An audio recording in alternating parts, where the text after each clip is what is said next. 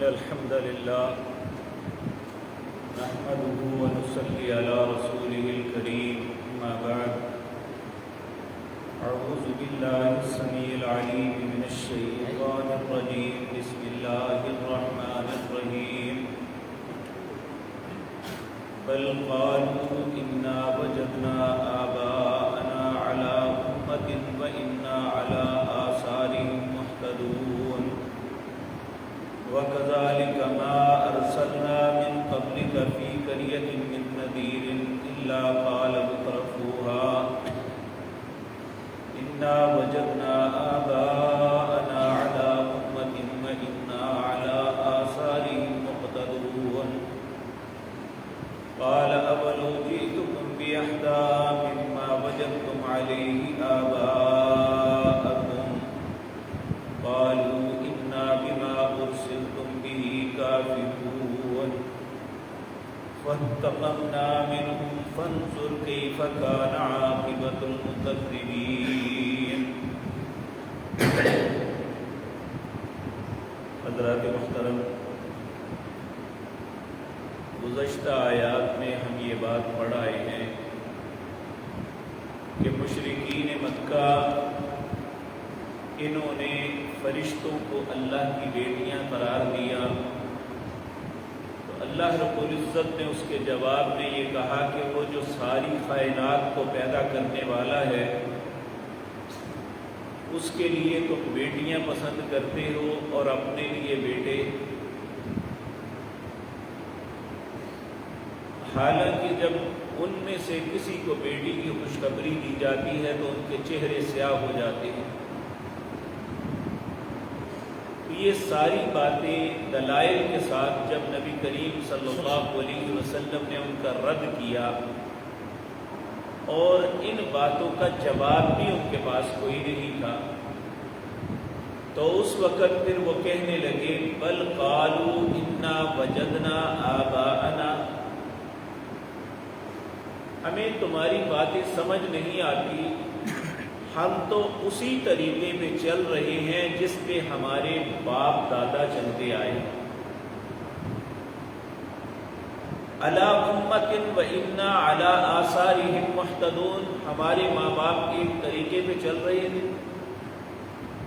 اور ہم انہی کے نقش قدم پہ اسی رستے پہ چل رہے ہیں، ہمیں تمہاری باتوں سے کوئی غرض نہیں، جو ہمارے باپ دادا کرتے تھے وہی ہم کریں گے۔ تو اللہ رب العزت اپنے حبیب کریم صلی اللہ علیہ وسلم کو یہ بات بتلا رہے ہیں وَكَذَلِكَ مَا أَرْسَلْنَا مِنْ قَبْلِكَ فِي قَرْيَةٍ مِّن نَذِيرٍ، اسی طرح جب بھی ہم نے بھیجا تم سے پہلے کسی بھی بستی میں ڈرانے والا، إِلَّا قَالَ مُتْرَفُوهَا، مگر وہاں کے جو صاحب ثروت طاقتور مالدار لوگ جو تھے انہوں نے ہر ڈرانے والے کو یہی بات کہی، کیا انا وجدنا آباءنا علی امۃ وانا علی آثارہم مقتدون، ہمارے ماں باپ کا ایک طریقہ تھا، آباء و اجداد کا ایک طریقہ تھا، ہم اسی طریقے کی اقتدا کرنے والے ہیں۔ قال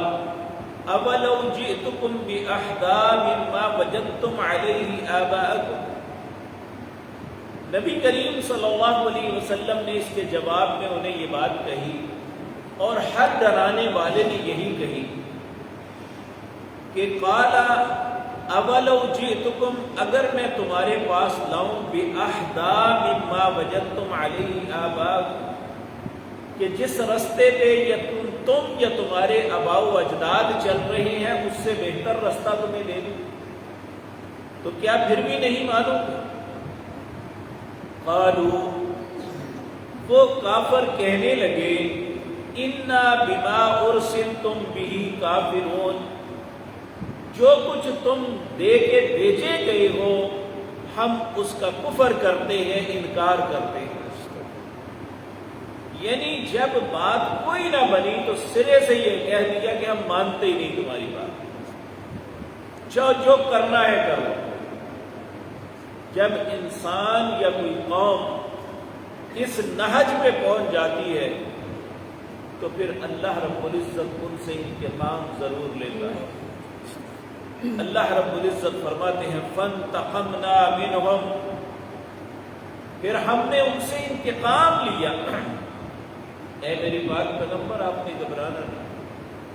پہلے سب لوگوں سے ہم نے انتقام لیا جنہوں نے اپنے آباء و اجداد کے طریقے کے بھی ہدایت کا طریقہ سمجھا اور میرے ڈرانے والوں کی بات کو تسلیم نہ کیا۔ فانتقمنا، ہم نے ان سے انتقام لیا۔ فانظر کیف کان عاقبۃ المکذبین، تم تاریخ کے دریچوں کو دیکھو کہ ہم نے جھٹلانے والوں کا انجام کیا کیا۔ پھر ہم دیکھتے ہیں کہ ایسا وقت آیا اہل مکہ پہ بھی کہ وہی اہل مکہ جو بڑی بڑھ چڑھ کے باتیں کرتے تھے، اہل ایمان کا مذاق اور ٹھٹھا اڑاتے تھے، رسول اللہ صلی اللہ علیہ وسلم کی تکذیب کرتے تھے اور اپنے آباء و اجداد کے دین پہ فخر کرتے تھے۔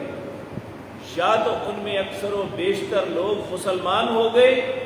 جو مسلمان نہیں ہوئے انہیں ذلت کے ساتھ مکہ مکرمہ کو چھوڑ کے وہاں سے بھاگنا پڑا، یہود کو مدینے سے بھاگنا پڑا،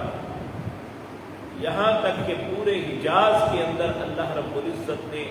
اہل ایمان کی دھاک بیٹھا دی۔ اور یہی اللہ کا اصول قانون ہے، اگر اللہ رب العزت دنیا میں ایسے انسانوں کو